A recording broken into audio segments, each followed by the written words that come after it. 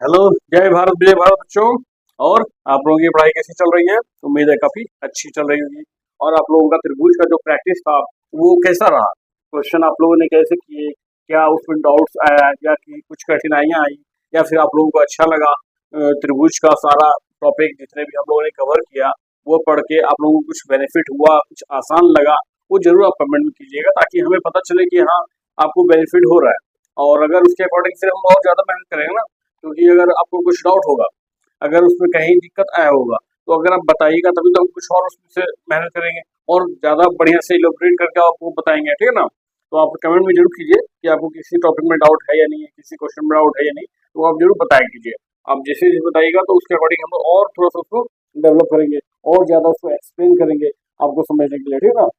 खैर, आप लोगों ने प्रैक्टिस किया ही होगा, तो त्रिभुज के सारे क्वेश्चन आप लोगों ने कर लिया है, और अगर नहीं किया भैया, बचा हुआ भी है, तो उसका प्रैक्टिस जरूर कर लीजिए, ठीक है ना? अब हम एक नए टॉपिक पे चलते हैं। कोई नया चैप्टर, जैसे बताया था कि हम नए चैप्टर को स्टार्ट करेंगे, तो आज हमारा क्या टॉपिक रहेगा? ट्रिगोनोमेट्री, यानी त्रिकोणमिति, ठीक है ना? उसके बाद हम इस चैप्टर का एक्सप्लेन करेंगे बिल्कुल उसी तरह, सारे टॉपिक का डिस्कस करेंगे। इसका पहले हम थ्योरी पूरा देखेंगे, इससे रिलेटेड क्या क्या थ्योरेटिकल पोर्शन है वो सारा कवर करेंगे, और फिर उससे रिलेटेड क्वेश्चन भी करेंगे, और बहुत अच्छी तरह से समझ में आएगा, ध्यान से देखें। और इसके सारे बेसिक भी हम कंप्लीट करेंगे, यानी छोटी छोटी बातों को भी हम इसमें एक्सप्लेन करेंगे वीडियो, ठीक है ना? तो हम सबसे पहले हमारा जो क्या था कि आखिर इस चैप्टर में पढ़ना क्या क्या है, जैसा कि हमने त्रिभुज वाले में भी किया था कि फर्स्ट क्लास में क्या डिस्कशन किया था कि आखिर इस चैप्टर में मेन टॉपिक क्या है, हमें क्या क्या पढ़ना है, ठीक है ना?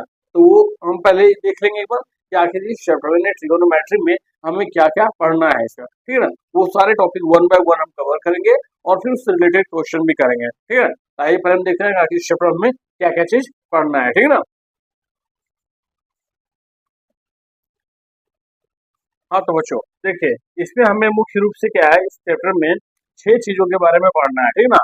जैसा कि लास्ट बार में भी हमने बताया था, पहले क्लास में त्रिभुज में क्या क्या पढ़ना है वो हमने एक जगह लिख दिया था, और फिर वन बाय वन सारे हम टॉपिक को एक्सप्लेन करके उसे खत्म किया और उससे रिलेटेड क्वेश्चन भी किया। तो यहाँ पर भी हम पहले आपको बता दे रहे हैं कि इस चैप्टर में हमें क्या क्या चीज मुख्य रूप से पढ़ना है, ठीक है ना? तो सबसे पहले तो आता है इंट्रोडक्शन, यानी कि ये चैप्टर है क्या, इसमें हम पढ़ेंगे क्या चीज, किसके बारे में ये चैप्टर है, ये टॉपिक किस चीज के बारे में है, तो उसका सारा इंट्रोडक्शन हम देखेंगे, ठीक है? सेकंड आता है हमारा क्या, ट्रिगोनोमेट्रिक रेशियो, ठीक है ना? यानी कि त्रिकोणमितीय अनुपात के बारे में पढ़ेंगे। फिर आता है त्रिकोणमितीय अनुपात कुछ स्पेशल एंगल के लिए, जैसे आप लोगों ने सुना होगा ना, 30 डिग्री, 40 डिग्री, 50 डिग्री, 60 डिग्री, तो उसमें से कुछ स्पेशल एंगल, सभी कोण का नहीं, कुछ स्पेशल कोण का मान हम निकालेंगे, तो उसके बारे में हमें पढ़ना है, trigonometric ratio of special angle, ठीक है ना? फिर उसके बाद क्या है, trigonometric ratio of complementary angle. Complementary मतलब क्या हुआ, पूरक कोण।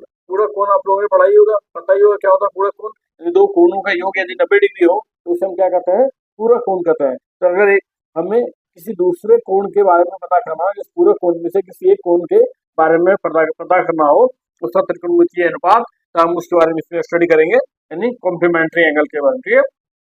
नेक्स्ट टॉपिक क्या है, ट्रिग्नोमेट्रिक आइडेंटिटीज, यानी कि सर्व समीकरण।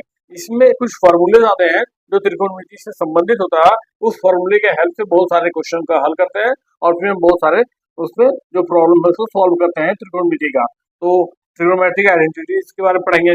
उसके फिर आता है एप्लीकेशन ऑफ ट्रिग्नोमेट्री, तो इसके बारे में फिर हम पढ़ेंगे। एप्लीकेशन में क्या हुआ, उसका यूज, जो त्रिकोणमिति हम सभी ये पढ़ेंगे, स्पेशल एंगल पे उसका क्या मान होता है, उसका अनुपात क्या होगा, इन सभी का यूज आखिर हम कहाँ पे कर सकते हैं, उससे रिलेटेड क्वेश्चन इस टॉपिक में आएगा। यानी जो आपका ट्रिग्नोमेट्री है, ये बेसिकली 2 चैप्टर में है, आपके बुक में 2 चैप्टर में कंप्लीट है। एक चैप्टर आपको पूरा ये है, यहाँ से लेकर यहाँ तक, और एक चैप्टर ये अलग एक चैप्टर ही है, एप्लीकेशन ऑफ ट्रिग्नोमेट्री, लेकिन हम क्या करेंगे, एक साथ ही पढ़ेंगे, इसी सब का वो प्रयोग है इसमें, ठीक है ना, एप्लीकेशन में। तो ये 2 चैप्टर मिलाकर आपका जो एग्जाम में क्वेश्चन आता है वो 20 नंबर का आता है, ठीक है ना? जैसा कि मैंने एक वीडियो में आपको बताया था कि हर चैप्टर का अलग अलग वेटेज होता है, और उसके अकॉर्डिंग ही क्वेश्चन पूछा जाता है, लगभग अप्रोक्सीमेटली सेम होता है, ठीक है ना? थोड़ा बहुत ऊपर नीचे हो सकता है, लेकिन ये फिक्स होता है कितने नंबर का ही क्वेश्चन आएगा, यानी कि 20 नंबर का अगर आपका ट्रिग्नोमेट्री है, तो इसमें पूरे 20 नंबर के क्वेश्चन आएंगे ही आएंगे। और सिर्फ 20 का नहीं, जो बिहार बोर्ड का पैटर्न है, जो यहाँ का पैटर्न हमारा है क्वेश्चन का, वो क्या होता है कि डबल क्वेश्चन, जैसा कि मैंने बताया था। तो 20 नहीं होगा, क्या हो जाएगा, ये 40 नंबर का क्वेश्चन इसमें से आएगा। कितने नंबर का आएगा, 40 नंबर का क्वेश्चन आएगा। हाँ, हमें करना होता है आधा, लेकिन हम ये थोड़ी एक्सप्लेन होता है कि आपको इस चैप्टर का क्वेश्चन करना है, इस चैप्टर का क्वेश्चन क्वेश्चन करना है। हम तो किसी भी चैप्टर का कर सकते हैं। तो अगर मान लीजिए हमारा सिर्फ ट्रिग्नोमेट्री ही कंप्लीट है, ठीक है, बढ़िया से कंप्लीट है, तो हम इसमें से ही 40 क्वेश्चन कर लेंगे। तो 40 नंबर मतलब सॉरी 40 नंबर के क्वेश्चन कर लेंगे। क्या एक ही चैप्टर से हमारा 40 नंबर का कवर हो सकता है सिर्फ इसी चैप्टर से। तो 40 नंबर के क्वेश्चन लगभग इसमें से आते हैं ट्रिग्नोमेट्री से, ठीक है। और इसमें चैप्टर कितने हैं, एक चैप्टर हमारा ये होगा पूरा और एक चैप्टर ये है एप्लीकेशन ऑफ ट्रिग्नोमेट्री, ठीक है। और बहुत आसान चैप्टर है, ज्यादा टफ नहीं है, बहुत इजीली समझ में आ जाएगा। वन बाय वन हम सारे टॉपिक को डिस्कस भी करेंगे और आपको समझ में भी आता जाएगा। और कुछ भी रटने वाली चीज नहीं है, हमें बिना रटे सभी का मान हम याद रख सकते हैं। जैसे कि बताया ना, हमें याद करना पड़ता है साइन 30 का मान क्या है, कोई जरूरत नहीं है, आसानी से हमें सब कुछ याद हो जाएगा, ठीक है ना। आपसे वीडियो में लगातार बने रहिए, आपको बहुत अच्छी तरह से समझ आएगा। चलिए वन बाय वन हम इसे सारे टॉपिक को एक्सप्लेन करेंगे और फिर इससे रिलेटेड सारे क्वेश्चन भी करेंगे, ठीक है। आप सिर्फ हमारे वीडियोस को के साथ बने रहिए, ठीक है। हाँ तो देखिए, हम स्टार्ट करते हैं अपना ट्रिग्नोमेट्री का पहला टॉपिक क्या है, इसका परिचय इंट्रोडक्शन। तो सबसे पहले आता है कि ये जो नाम हमारा है ट्रिगोनोमेट्री, आखिर इसका मीनिंग होता क्या है। देखिए जैसे ये तीन वर्ड को जोड़ के बनाया गया है, क्या क्या है, ट्री, गोनो एंड मैट्री, ठीक है ना। अब इन तीनों का जो मीनिंग है, ये ग्रीक लैंग्वेज में इसका एक खास मीनिंग है, उसके आधार पर इस चैप्टर का नाम होता है। ट्री मतलब क्या हुआ, तीन, ठीक है ना, यानी थ्री हो गया, ठीक है, थ्री। गोनो मीन्स क्या हुआ, एंगल, ठीक है। एंड मैट्री मीन्स क्या हुआ, मेजरमेंट, ठीक है। यानी कि इन तीनों को जब जोड़ते हैं तो इसका एक मीनिंग आता है कि जब हम तीन यानी किसी त्रिभुज के तीन भुजा और उसके कोण के मेजरमेंट के बारे में स्टडी करते हैं तो वो चैप्टर क्या कहलाएगा, ट्रिगोनोमेट्री कहलाएगा, ठीक है। यानी ट्रिगोनोमेट्री में या त्रिकोणमिति में हम क्या करते हैं, किसी त्रिभुज की भुजाओं, त्रिभुज में कितनी भुजाएं होती है, तीन, और कोण कितने होते हैं, तीन। कोई भी त्रिभुज अगर हम बनाते हैं तो इसमें कितनी भुजाएं हैं, सपोज एबीसी हमारा त्रिभुज है, तो एक भुजा, दो भुजा, तीन भुजा, ठीक है। कोण कितने इसमें है, एक, दो, तीन कोण है, ठीक है। तो किसी त्रिभुज की तीनों भुजा और उनके कोण के बीच में आपस में संबंध क्या है, उस संबंध के बारे में जब हम स्टडी करते हैं, यानी जब पढ़ाई करते हैं, उससे रिलेटेड जो भी हमारा अध्ययन होगा उन सबको हम क्या कहते हैं, ट्रिगोनोमेट्री। और इसमें हम क्या कहते हैं, भुजाओं के अनुपात को संबंधित करते हैं, इससे कोण से, यानी जो कोण है उसके साथ इन भुजाओं के अनुपात का क्या संबंध होगा। हमेशा दो भुजा का अनुपात हम कंसीडर करेंगे ही करेंगे। तो किसी त्रिभुज में दो भुजा का अनुपात अगर हम निकालते हैं तो अनुपात मीन्स क्या हुआ, जो उसका मेजरमेंट दिया हुआ उसका अनुपात निकालेंगे। सपोज ये 5 सेंटीमीटर है, ठीक है, ये 4 सेंटीमीटर है। अगर आपको हम बोलेंगे बताइए AC अपॉन BC, AC और BC का अनुपात कितना होगा, तो 5/4 होगा, ठीक है। तो अब ये जो अनुपात का मान आया, यह मान इसमें संबंधित किसी कोण के साथ उसका क्या संबंध होगा, उस संबंध के बारे में हम इस चैप्टर में अध्ययन करते हैं, ठीक है। तो त्रिकोणमिति या ट्रिगोनोमेट्री का मीनिंग क्या हो गया कि किसी त्रिभुज की भुजाओं का अनुपात और उसके कोणों के बीच के संबंध के अध्ययन को हम क्या कहते हैं, ट्रिगोनोमेट्री, ठीक है। अब देखिए इसमें हमने त्रिभुज तो ले लिया, कोई भी त्रिभुज, लेकिन मुख्य रूप से इसमें जो हम स्टडी करेंगे वो हमारा क्या है, समकोण त्रिभुज के बारे में। ऐसा नहीं कि दूसरे त्रिभुज में संबंध नहीं होगा, दूसरे त्रिभुज में भी उसकी भुजाओं और कोणों के बीच संबंध होता है। जैसा कि मैं थोड़ा सा त्रिभुज वाले में टॉपिक बताया था आपको, कोसाइन फॉर्मूला, ठीक है ना। तो उसमें क्या था, किसी भी न्यून कोण त्रिभुज के लिए हमने निकाला था, फिर अधिक कोण त्रिभुज के लिए वो फॉर्मूला आएगा, उसमें हम लोगों ने प्रूव भी किया था, ठीक है ना, ये कोसाइन फॉर्मूला वाला। तो आपको किसी भी त्रिभुज में वो संबंध हो सकता है, उसके कोण और उसकी भुजा के बीच में संबंध होता है। लेकिन हमें जो मुख्य रूप से इस चैप्टर में पढ़ना है वो सिर्फ समकोण त्रिभुज के लिए पढ़ना है। समकोण त्रिभुज क्या होता है, जिसका एक कोण हमारा कितना होना चाहिए, 90 डिग्री, ठीक है ना। अगर ये हमारा बी पॉइंट है ABC त्रिभुज को है, जिसका एक कोण कौन सा बी जो है वो कितना है, 90 डिग्री है, तो इसे हम क्या कहेंगे, समकोण त्रिभुज। तो हमें इस चैप्टर में मुख्य रूप से समकोण त्रिभुज के बारे में ही पढ़ना है, ठीक है। अब आता है कि जो भुजा का अनुपात है, आखिर वो किस कोण के लिए लेंगे, इसमें तो तीन तीन कोण होते हैं। तो हमारा जो इसमें हमें पढ़ना जो अनुपात है वो क्या है, समकोण त्रिभुज के न्यून कोण के सापेक्ष, ठीक है। न्यून कोण कौन कौन सा हो गया, न्यून कोण कौन सा होता है, यानी एक्यूट एंगल जो 90 से छोटा हो।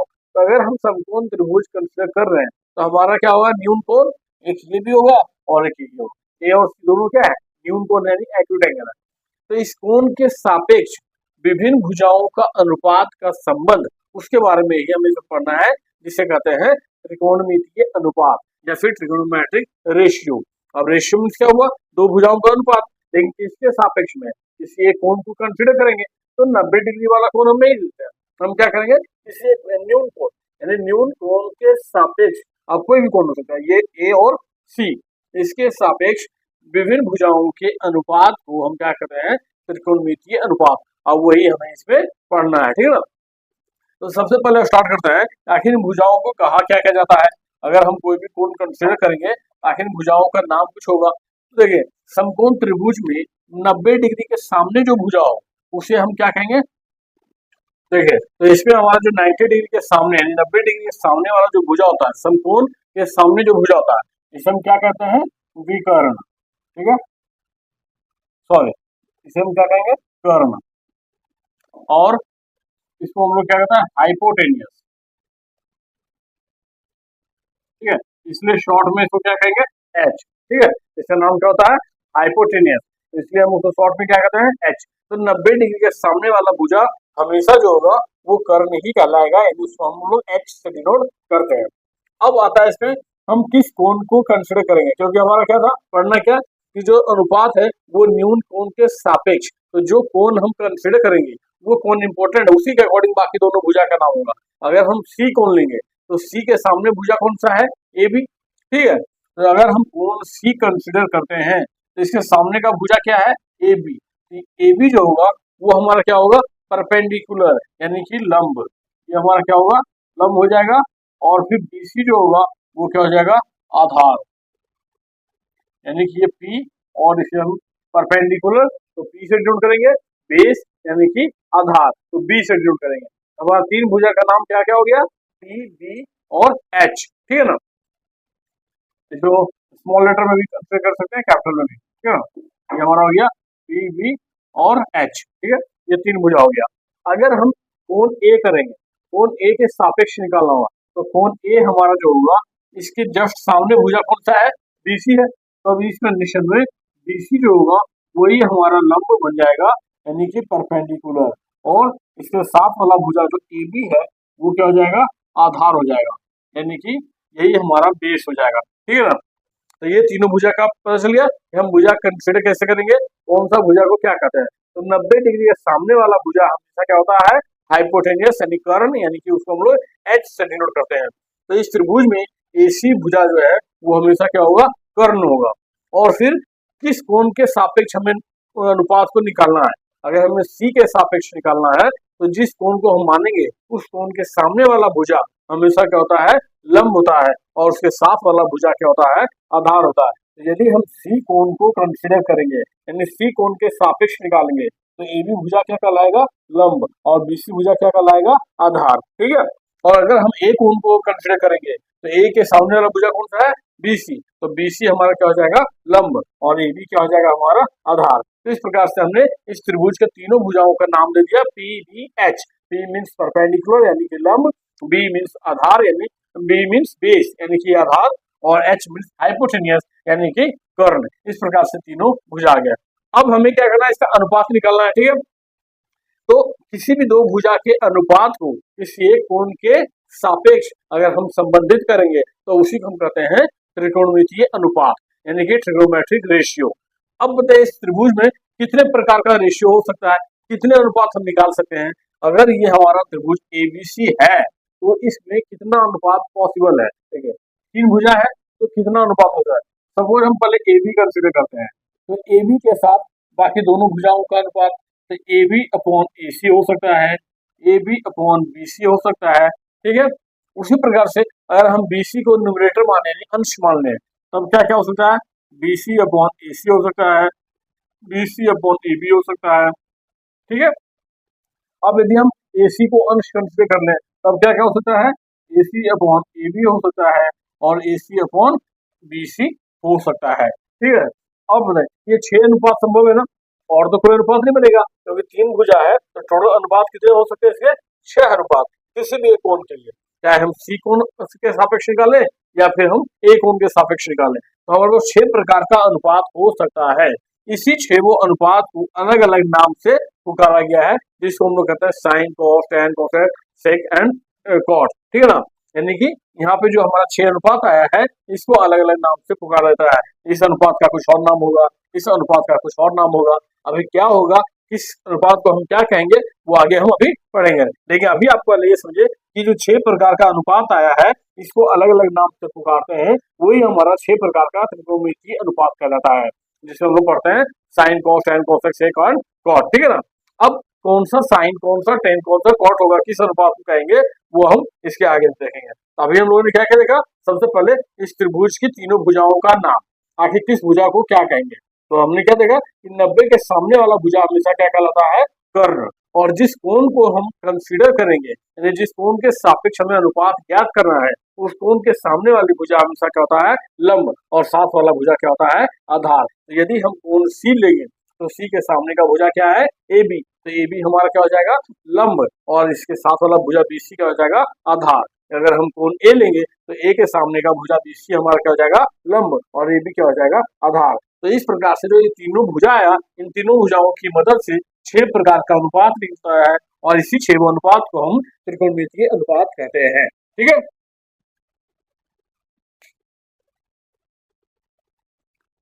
हाँ, तो हमने क्या देखा कि आखिर इस भुजा का जो अनुपात होगा, उसी को हम क्या कहते हैं, त्रिकोणमितीय अनुपात। तो कितने प्रकार का अनुपात हो सकता है, 6 प्रकार का। कौन कौन सा, देखिए, ये हमारा क्या था, हाइपोटेनियस, और इन दोनों में से कोई भी एक लंब और एक आधार हो सकता है। लेकिन फिर से हाइपोटेनियस यानी कि कर्ण है। तो देखिए, हमारे पास जो 6 प्रकार का आया है अनुपात, उसको कहते क्या है, कौन कौन सा अनुपात होता है। पहला होता है साइन, दूसरा होता है कोसाइन, ठीक है, तीसरा होता है टेंजेंट, टेंजेंट, दूसरा होता है कोटेंजेंट, ठीक है, फिर आता है सेकेंड, फिर आता है कोसेकेंड, ठीक है।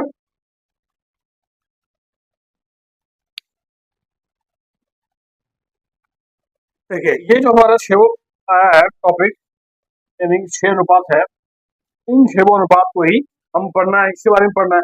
अब ये पूरा नाम है, जब हम लोग साइन कॉस टेन पढ़ते हैं ना, उसका पूरा नाम ये है, ठीक है ना।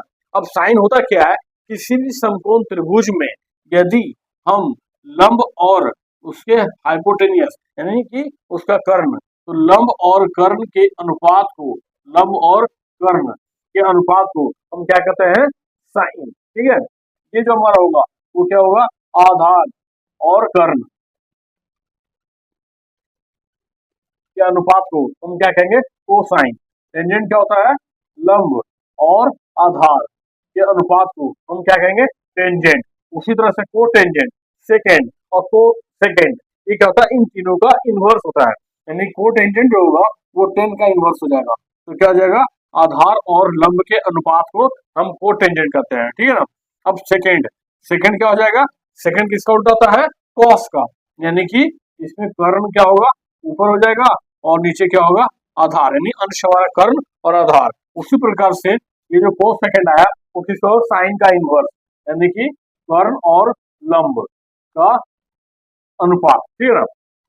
तो अभी जो 6 प्रकार का अनुपात हम देखे थे, उसमें यही तो था, लंब, आधार और कर्ण के 6 प्रकार का आपस में अनुपात। तो उन अनुपातों को इस प्रकार से नाम दिया गया, यदि लंब और कर्ण का अनुपात हो, उसको हम लोग साइन कहते हैं। आधार और कर्ण का अनुपात हो, उसको कोसाइन कहते हैं। लंब और आधार का अनुपात हो, तो उसे हम टेंजेंट कहते हैं। आधार और लंब का अनुपात हो, तो उसे हम कोटेंजेंट कहते हैं। कर्ण और आधार का अनुपात हो, तो उसे हम सेकेंड कहेंगे, और कर्ण और लंब का अगर अनुपात हो, तो उसे हम क्या कहेंगे, कोसेकेंड कहेंगे, ठीक है ना। ये 6 प्रकार का आ गया।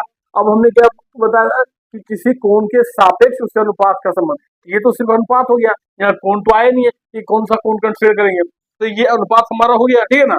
अब यदि हम कोण कंसिडर करते हैं, सपोज हमने सी कोण लिया, ठीक है, तो क्या बताया, सी कोण के लिए हमारा कर्ण तो फिक्स रहेगा, ठीक है, चाहे सी ले या ए ले, लेकिन सी में बदलेगा क्या, लंब और आधार, और ए में फिर लंब आधार बदल जाएगा, तो सी और ए में अंतर किसमें पड़ेगा, लंब और आधार में। यदि हम कोण सी के सापेक्ष इस अनुपात को ज्ञात करें, तब इसका नाम शॉर्ट में क्या होता है, साइन सी। अगर हम कोण सी लेंगे, अगर ए लेंगे तो क्या हो जाएगा, साइन ए, यानी इसका शॉर्ट फॉर्म, इसमें से ई हट जाता है, इसमें से INE हट जाएगा, इसमें से ENT हटेगा, इसमें से कॉट हो जाएगा, नहीं ANGNT हट जाएगा, इसमें से ANT हट जाएगा, और इसमें से फिर हमारा कॉस यानी ANT, ये हमारा हट के उसकी जब क्या आता है कौन का नाम आता है, शॉर्ट में से होता है। असली नाम क्या है, sine, cosine, tangent, cotangent, secant and cosecant. लेकिन अगर हम किसी कोण के सापेक्ष उसका अनुपात ज्ञात करेंगे तो हमारा क्या जाएगा, जिस कोण को लेंगे वो कोण इसमें जुड़ जाएगा। अब आ गया साइन सी, तो आपके साइन होता है किसका अनुपात होता है, लंब और कर्ण का। तो सी कोण के लिए लंब और कर्ण कौन सा होगा, तो सी कोण के लिए लंब हमेशा क्या रहेगा, ए भी रहेगा। मैंने बताया अभी कि जो कोण हम कंसीडर करेंगे उससे सामने वाला भुजा जो है वही हमारा क्या होता है, लंब होता है। तो लंब हमारा ए बी हो गया, और कर्ण तो फिक्स है ही, तो इसमें हमारा अनुपात क्या हो जाएगा, ए बी अपॉन ए सी, ये हो गया साइन सी का। अगर हम कॉस सी फाइंड करें तो कॉस साइन क्या होता है, आधार और कर्ण। तो सी कोण के लिए आधार क्या हो जाएगा, बी सी, और कर्ण क्या होगा, ए सी, तो इसमें क्या आएगा, बी सी अपॉन ए सी। उसी प्रकार से अगर हम tan सी ज्ञात करें तो टेंजेंट का क्या होता है अनुपात, लंब और आधार, ठीक है, यानी पी और बी का अनुपात को हम क्या कहते हैं, टेंजेंट कहते हैं। अब टेंजेंट किसके लिए, तो सी कोण के लिए, तो tan सी, तो सी के लिए लंब और आधार क्या क्या है, तो A B upon B C. उसी प्रकार से इन तीनों का अगर हम उल्टा ले सकते हैं, साइन का इनवर्स क्या होता है, कोसेक, साइन का क्या होता है, कोसेकेंड, तो इसको हम क्या लिखेंगे, cos सी, सॉरी कोसेक सी, कोसेक सी, कोसेकेंड, तो कोसेक सी, तो कोसेक सी का क्या हो जाएगा, जो साइन का तो उसका उल्टा, यानी कर्ण अपॉन लंब हो जाएगा, कर्ण और लंब के अनुपात, तो सी कोण के लिए कर्ण ये और लंब ये है, तो इसका अनुपात यानी कि ए सी अपॉन ए बी हो जाएगा, ठीक है। उसके बाद कॉस का क्या होता है, सेकेंड, कोस सेकेंड का क्या होता है, तो साइन का क्या होगा, सेकेंड, तो कॉस सी का क्या हो जाएगा, सेक सी, तो यहाँ पे आ जाएगा हमारे पास क्या, इसका इनवर्स कर्ण अपॉन आधार, तो सी के लिए कर्ण हमारा ए सी और आधार क्या है, बी सी। उसी प्रकार से कॉट, टेंजेंट का उल्टा क्या है, कोटेंजेंट, यानी कि कॉट, तो कॉट सी का क्या हो जाएगा, टेन का उल्टा यानी आधार बटे लंब, तो इसमें क्या हो जाएगा, सी के लिए आधार हमारा बी सी और लंब हमारा ए बी। इस प्रकार से 6 अनुपात आ गया हमारा, जो हमने 6 अनुपात ज्ञात किया था इस त्रिभुज के लिए, यानी दो भुजा का अनुपात 6 प्रकार का अनुपात था, तो उस 6 को हमने त्रिकोणमितीय रेशियो में उसे कन्वर्ट कर दिया। तो ये इस प्रकार से हम लिखते हैं, ठीक है ना। तो ये फिक्स हो गया कि जो भी हमारा अनुपात है उसको एक नाम दिया गया है, कि लंब और कर्ण के अनुपात को साइन कहेंगे, आधार कर्ण के अनुपात को कोसाइन कहेंगे। इस प्रकार से हमारा 6 नाम आया।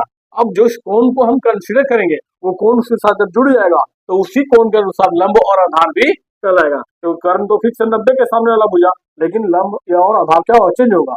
अगर यहाँ कोण ए लेंगे, जैसे हम यहाँ पे साइन ए लिखेंगे तो हमारा लंब क्या बन जाएगा, बी सी, और कर्ण तो ही रहेगा, तो इसका फॉर्मूला क्या हो जाएगा, बी सी अपॉन ए सी हो जाएगा, ठीक है। इस प्रकार से हम सारे अनुपात को ज्ञात करते हैं, ठीक है।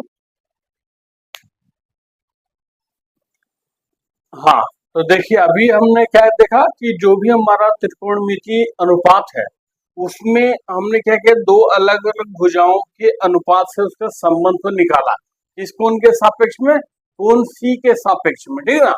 अब यही अगर हमें कोण ए दिया हुआ कि ए के सापेक्ष में लिखें तो हमारा भुजा क्या हो, चेंज हो जाएगा ना, क्योंकि अगर हम ए कोण को कंसीडर करेंगे तब उस कंडीशन में हमारा परपेंडिकुलर यानी कि जो लंब होगा वो क्या हो जाएगा, ये हो जाएगा लंब, और ये क्या हो जाएगा, आधार हो जाएगा, ठीक है, अगर कोण ए लेंगे। तो अभी जैसे हमने देखा छोगो जो हमारा जो छो का छ है त्रिकोणमितीय अनुपात, वो क्या था, साइन सी, कॉस सी, टेन सी, कोसेक सी, सेक सी और फिर कॉट सी। तो उन 6 का जो हमने अनुपात निकाला कोण सी के सापेक्ष में, अब यदि हम ए लेंगे तो ए में चेंज क्या होगा, हाइपोटेन्यूज तो ही रह जाएगा, लेकिन जो हमारा लंब और आधार है वो बदल जाएगा। क्यों, क्योंकि कोण के सामने वाला भुजा कहता है लंब। तो अगर हम यहाँ लिखते हैं साइन ए तो हमारे पास लंब क्या हो जाएगा, बी सी, और आधार क्या हो जाएगा, ए बी। इसी प्रकार से अगर हम लिखते हैं टेन ए तो हमारे पास क्या हो जाएगा, टेन का क्या फॉर्मूला था, लंब यानी टेंजेंट, टेंजेंट जो अनुपात था वो क्या होता था, लंब बटे आधार। तो यहाँ टेन ए ले रहे हैं यानी कोण हमारा ए हो जाएगा, तो इसके लिए लंब क्या है, बी सी, और आधार क्या हो जाएगा, सॉरी यहाँ गलती हो गया, ये ए सी होगा, बी सी बटे ए सी, यानी लंब बटे क्या था, कर्ण, ठीक ना।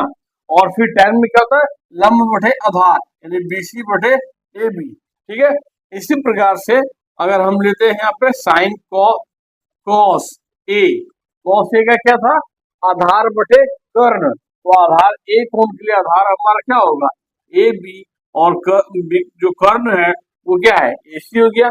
और बाकी जो तीन है वो इसके उल्टा, ठीक इनवर्स, यानी कॉसेक ए क्या हो जाएगा, AC by BC, cot A AB by BC, and फिर sec A AC by AC by AB, ठीक है ना। तो इस प्रकार से हम क्या करते हैं, भुजा के अनुपात और कोण का आपस में संबंध निकालते हैं त्रिकोणमितीय अनुपात में, ठीक है ना। तो ये sign A cos A tan ए हो गया।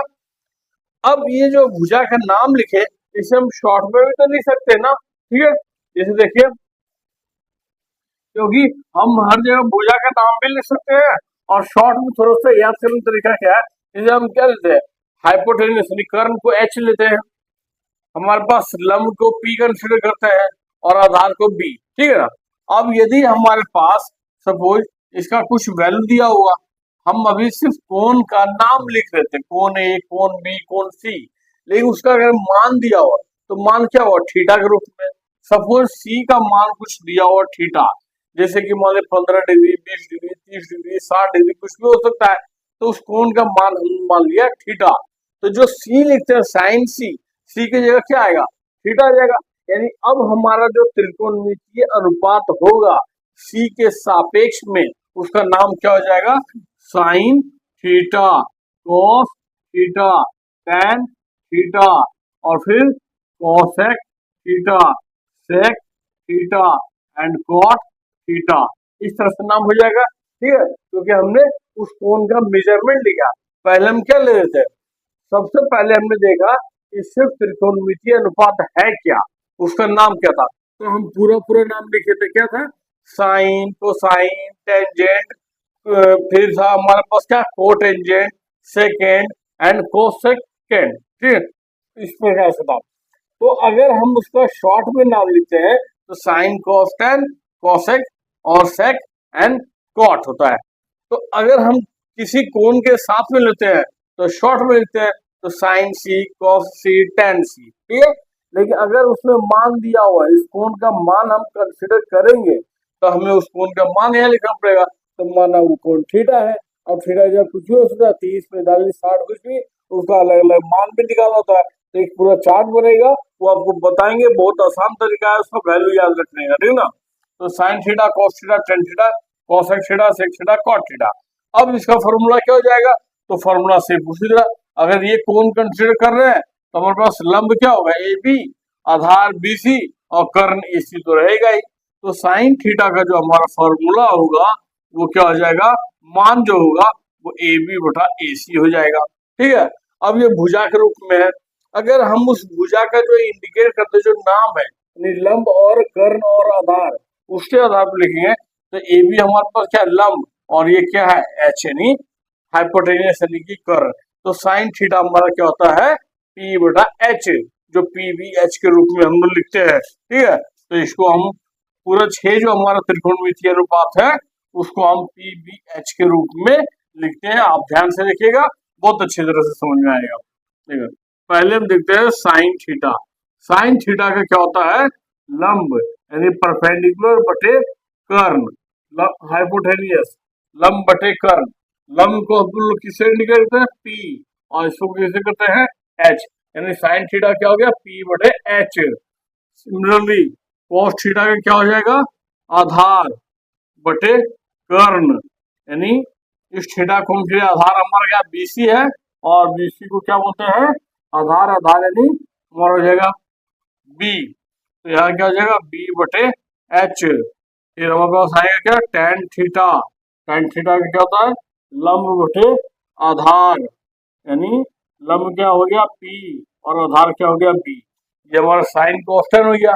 अब बाकी जो तीन होता है क्या, इसका उल्टा होता है, तो उल्टा में क्या आएगा, इनवर्स में साइन का इनवर्स होता है कॉसेक थीटा, फिर इसका हो जाएगा सेक थीटा, और फिर इसका हो जाएगा कॉट थीटा, ठीक है। तो कॉसेक थीटा का क्या होना चाहिए, उसका इनवर्स, यानी कर्ण बटे लंब, कर्ण बटे लंब यानी कि h बटे p।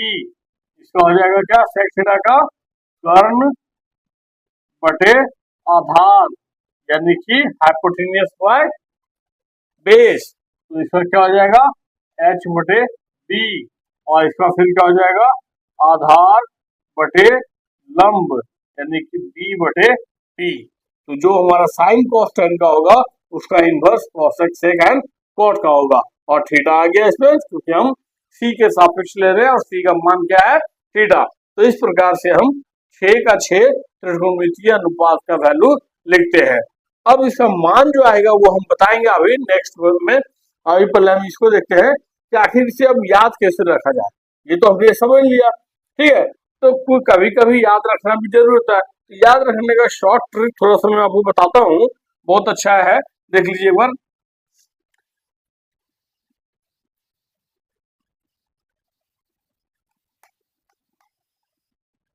देखिए अभी हमने जो अनुपात लिखा वो क्या है P, B और H। इसी का रिलेशन में तो हमने लिखा है ना, P, B और H के रिलेशन में हमने लिखा है, ठीक है। यानी ये हमारा जो है तीनों भुजा का नाम है और इसके अनुपात के रूप में ही हमने त्रिकोणमितीय अनुपात का मान लिखा है, ठीक है। तो हमें क्या करना है इससे, पहला हमारा क्या था देखिए P बटे H, दूसरा क्या है B बटे H और तीसरा क्या है P बटे B, ठीक है। और पहला नाम क्या था साइन थीटा, दूसरा क्या था कॉस थीटा और तीसरा क्या था टेन थीटा। इसका ये मान हो गया, ठीक है। अब यहाँ से देखिए एक सेंटेंस बड़ा अच्छा आएगा, पंडित बद्री प्रसाद हर हर बोल। क्या हर हर बोल, ठीक है। पंडित बद्री प्रसाद हर हर बोल, PBP HHB, पंडित बद्री प्रसाद हर हर बोल। हमें बताइए जब पूरा सेंटेंस याद रहेगा तो आसान समझ नहीं सकते क्या है पंडित बद्री प्रसाद हर हर बोल, पंडित बद्री प्रसाद हर हर बोल, हो गया। तो पहला जो अनुपात होगा वो पहला अनुपात यानी पहला क्या था साइन थीटा, दूसरा जो होगा वो क्या हो जाएगा कॉस थीटा, तीसरा जो होगा वो क्या हो जाएगा टेन थीटा और फिर ऊपर से नीचे है।